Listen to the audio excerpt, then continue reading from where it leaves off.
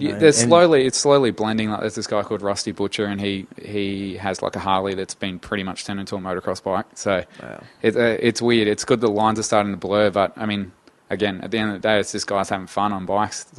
It just gets me so stoked. Like just to see dudes just thrashing these bikes, like having so much fun. So we did a podcast on Pulse Expression with Kane Saul. Oh yeah, Saul, you would have met him. Yeah. He told us the story about the first time he was the first one in the world to backflip a Harley. Yeah, the XR 1200, I think it was. Yeah. It's nuts. But he hadn't even ridden a Harley before. Like he agreed to it and said, "Yeah, okay, we'll do it in about 3 months or something." And then the guy said, "No, you have to come down this weekend." And it was Mildura. Yeah, I think I saw footage of him. He was trying to. I think it was him. It was like a road glide. So this is like it's like a road glide or a road king. Like these are the big cruisers, like big fairings, speakers, everything. And for whatever reason, he decided I'll try and flip this into the foam pit, and I'm just like, holy crap! Like, but this is a big bike. Craziest story because he seriously had rode dirt bikes his entire life. The first Harley he ever rode was lining up to flip it into a foam pit. And it's a great story. He flipped it on his head once, and he was just panicking. Get this thing off me! It was just this heavy bike landing on top of his head. Yeah, it's a lot of weight to get around. Like, I mean, I've never backflipped a motorbike before, so I wouldn't even know the first thing about it. But that's a lot of weight to pull off a ramp. Like, that's hectic. And let's face it, you would have seen it. Generally, you're just in a field or somewhere where there's only like 6 guys around. Yeah, it's not like. Even back in his day when he did that, it wasn't like everyone had a GoPro. It doesn't end up on the internet or Instagram straight away. It's just like, geez, it's just me. Yeah. And someone's got a Nokia N60 or something. There's not even any video. So that's why those shows are so good back in the day. Like, because you'd go to these crusty shows and stuff that would come to Brisbane, and it'd be stuff that you'd never seen before. And like X Games every year, like best trick in X Games, everyone's like, I have no idea what they're going to do. Yeah. Whereas now it's like you've already seen it on YouTube. It's still amazing, but it's like it's kind of taken that magic out of it. It's like knowing what's in your present before you open it, kind of thing. Like, but you see how it's pushing all the kids now. Just keep double backflip. It'll never happen. Yeah, now they're on triple. It'll never happen. But just some kid thinking, I can do that. Just like you said about your mate Dane. Oh yeah, he had this vision. I can do that. I want to do that. And he did it. I've heard about it, and So now that the thing is, there's thousands of kids worldwide holding mobile phones going, I can do that. I want to do that. So this progression of tricks and even working on bikes is No, it's cool. I've always had that kind of spectator view of it growing up, like taking photos and stuff for Unit and, designing T-shirts and stuff for them, and we're lucky enough to have an awesome team. So, meeting guys like Kane and Shuey and a few of these guys and like Levi Sherwood and, just getting to see those guys progress. It's like, I don't know, it's kind of cool having that because there's obviously no pressure on me. I'm not the one riding. I'm just the guy taking the photos. So having that kind of backseat view of these guys, it's like, it's really awesome. Then, still seeing them today and, like a lot of them obviously stopped progressing, but they're still, they still love riding bikes. They're still doing their thing. Like, I don't know. It's good that you're taking photos. Like, I always wonder, like when it comes to business and even labels, like, Paul Everest had his brother. Yeah, Ian. Ian, who I've never met, but I always think, like, how do they do it? Is it because they had 2 brothers and they kind of push each other as well, or like we're talking to Jason Daniel from Loose Kid. Oh yeah, Jace, he's a legend. Yeah, and he had his mum. His mum was very helpful in that, and that's how you do it. Same with you're taking photos of these guys. That's all part of their package. You understand? Like, it takes some good mates to push an idea forward and get like this is really good, and often, you turn to that guy and say, "Thanks for taking those photos, man," because without you, we're just in the dirt. So, I mean, for me, it's the other way around. Like without them, I would be. It would be nothing. Like it would just be me making T-shirts. Like I was just lucky because I got a cool group of friends that can really ride bikes, and they're stoked on what I'm doing, and they're actually happy to wear what I make. So that stokes me out, and I take a photo of them, and then that photo of them then communicates the culture to everyone else. So great. But for me, it's thanks to all my mates that wear my stuff, because without them, like honestly, I wouldn't have it. The brand wouldn't exist. Yeah, but and you're right. It isn't. I was wrong to say I want to be in that gang. It's not nowhere a gang. It's just an idea that we can have fun on these bikes again. Like, that's the whole thing. And there's a few guys out there doing similar kind of things. So I'm just stoked that it's the I like to, I guess, call it the modern evolution of motorcycle culture. Like people's idea of what it means to ride a bike has completely changed, and it's still changing. Yeah. And so happy because it's starting to kind of go back to what it was originally for, and it's just for having fun on bikes. Like that's what it's about. Yeah. So, do you have any? Okay, back to brands and design and concepts. You know, what are you? Are you settled? Are you constantly thinking on what's something new? That would be the problem now. yeah. Well, you never. Well, never not even settled. the problem. Like you're never settled. You would never be settled. But like, geez, what can we do now? We've done that idea. What's next? You know. Yeah, I've always got a heap of ideas in my head about what I want to do. And if, asking my mates, I get sick of me telling them, I'm going to do this, and then they finally see her a year later. Yeah. So, but it just comes down to, I just want to, like, I've just released them a while ago, these vests. Yeah. I really wanted a vest personally to ride in. They're cool. What are they? Battle vests? Yes. Yeah. I wanted a vest to ride in, and I couldn't find one. Right. I found there's an awesome company from Melbourne called Saint. They're, in my eyes, they're leading the way when it comes to like riding apparel at the moment, because it's protective riding apparel that doesn't look like you're a freaking Power Ranger or you're a bikie or anything.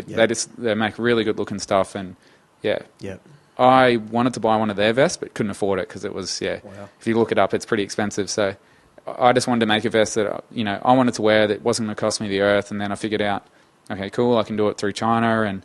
It's the only way I could really do it without spending a couple of $100 for one vest. Yep. So I ended up just making these vests. Had to order, I think, 30 of them at the time. Yep. And I'm like, hopefully they sell because great. I've got my vests. I'm stoked, and hopefully the others sell. So and they don't need to. I saw them on the net. They don't even look like they're a safety. Because I worked in a bike shop. Yeah, I know exactly what you're talking about. Those safety things are like, oh, dude. Well, to be totally honest, this isn't a safety vest at all. It is literally just a. Slip it over and away you go. So they're like, but it's something heavier than a couple of t-shirts. Well, for me, I needed that because in Queensland, obviously, it doesn't get super cold. I needed that kind of bridge between a t-shirt and a full-blown jacket. Yeah. So I just throw that over, kind of stops the wind a little bit, and everyone was stoked on them. So there's things like that. Like I see like a kind of a problem. Like I wanted a vest that couldn't find one that I liked, so I just made one. And they've got a few other things that I want to do in the future, like gloves and backpacks. And I just had the greatest idea. Yeah. Remember, everyone's parents would tell you about the old days where there'd be a rumble between the bikies. No, about the rockers and the surfers. Old sort of, we should bring that stuff back in. Rumbles. Show up in battle vests. Oh, I'll take photos. I'll take photos. I won't be part of that. That sounds so much fun. Hey, a movie. That'd be fun. Well, actually, imagine that. We're about to make a little clip, actually. So, the other guy that actually shares our studio with myself and Maddie is a guy called Alan Hardy, right. And we met working at Unit. So he actually started really similar time to when I started. So he'd been there since the start as well, and he's probably one of the most talented videographer directors I've ever met. Like the guy's so switched on when it comes to video and just planning a project, having it in your head before you create it.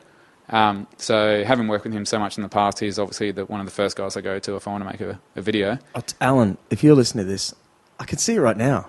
A mock 50s Gold Coast, old school. I can see it. I can really see it. How fun would that be to watch? It would be pretty good. I just don't know if all my mates would be happy to dress up as, mods and rockers, get around on their Vespers with all their mirrors and stuff. If you really love him, you would.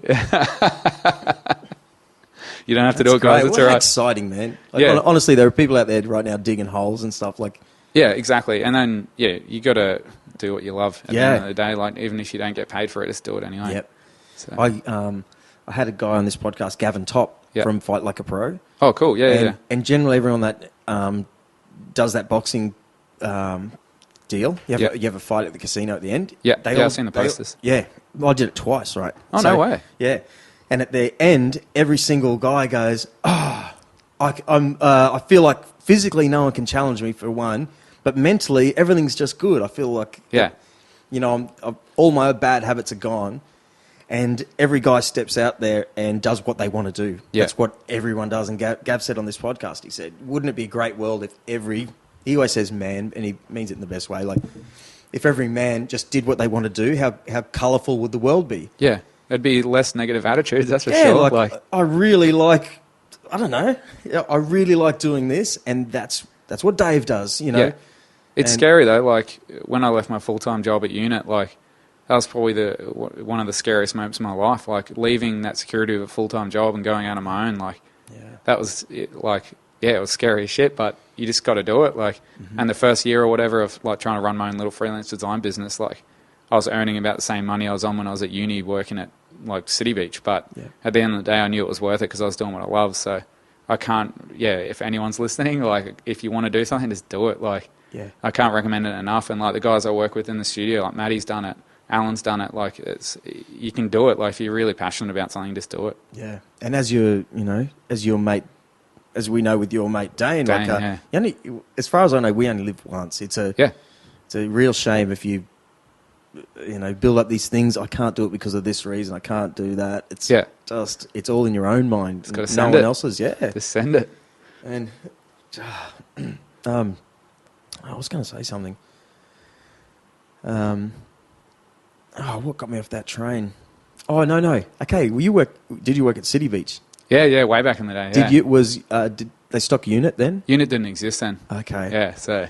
Well, that's where I see Unit, or the last time I was in the City Beach, it was just loads of Unit gear. Yeah, between those guys and I think Matt Huey's, they kind of own that shop. Oh, and and Jet Pilot and Loose Kid and those guys. They just, it fully, from when I used to work at City Beach, and it was all Billabong and Rip Curl and Quickie and stuff. Yep. Now it's the other way around. Like it's all like kind of moto lifestyle brands. So what a blowout! It's been a long time since I've been to a City Beach, though, so I couldn't really tell you. But I used to spend a lot of time in them just for work, like when I was at Unit, just researching and here's a question for you then. As someone who has worked at Unit, everyone knows that you have to stay within like Billabong went so big that people don't want to wear Billabong all of a sudden. Okay, it sort of got so big that. Are they in Kmart? I'm not too sure. So. I can't imagine they would be. No, but Fox perhaps are. Yeah. Oh no, Fox wouldn't be in Kmart. Or some sort of brand I've seen in, or maybe it's just No Fear or something like that. Something like that, right? Well, when I raced cars a long time ago, cool. I remember going, No Fear. It was this kind of new brand that was just when I started racing. It was like, wow, this is this brand for racing. No Fear, or it seemed to me. Yeah. Then they appeared in Kmart. I was like, dude, I can't wear that anymore. Yeah. Like, what a dork, So there must be something, if you get into City Beach, say, would Death Collective be in City Beach? No, never. Yeah, exactly. Yeah. Oh, actually, I don't want to say never because you never know. But it's... for me, there's only one shop at the moment that exists that I want my stuff in, and it's already in there, and that's Iron and Resin Garage. Cool. So just because I was waiting for the right shop, it has to suit the brand. You can't just go putting your product everywhere because then it loses all its meaning. So, like, brands, everything. Like, unless you have that brand integrity, you're just another Kmart brand. So, you have when you put on a T-shirt, it has to mean, or it doesn't have to, but you want it to mean something. Like, and that's why, I've only really stocked it there just because I just love everything they're doing. Like, it's purely about bikes and, it's just really cool. So, you definitely have to be careful where you position your brand. So exactly, you can't choose who wears it, and I don't think you should choose who wear it. But if you put it in the right spots, it's going to go to the right people, and they're going to be stoked on what you're doing. So but it must be tricky as oh geez, there must come a time. I'm sorry to ask you these weird questions, but I'm just sort of thinking in my own mind. No doubt, like you'd get to a point where wow, we sold all this gear. Oh, what would happen if we stuck it in this big popular shop here? Yeah. You just got to draw the line. Like, you've got to have an idea in your head. Like, for me, it was always just to have fun with the brand. Yeah. So if I wanted to turn it into something that's, paying my rent, obviously I would have a different mindset. But for me at the moment, it's just about growing, like, a good brand, not necessarily making a lot of money, just making, like, a cool brand. Like, all the money I do make off selling tees just goes straight back into making more tees. Yeah. So every range I do maybe adds one more T-shirt, or, like, the next range I'm releasing's got a white T-shirt in it. Believe it or not, I'm doing a white T-shirt. But, just expanding. So I think that's the difference. If you start it and you're like, man, this is my whole life, I need to, pay my car repayments and pay rent with it, that will change your mindset. For me, it's just something, I just want to grow this cool little brand. I'm lucky I've got my design business on the side that pays my rent. Yep. And then, just any bit of spare money, I get to go straight into Death and making cool stuff. Straight into Death. Yeah. Oh, geez, I wish I could say that more. Yeah, just making cool stuff. So, but actually, well, you could make another label, even if you're really maybe one day, if you cared, you know. if I'm ever into something as much as I'm into bikes, then yeah, I'd definitely do it. Like, you know, maybe one day I'll get up into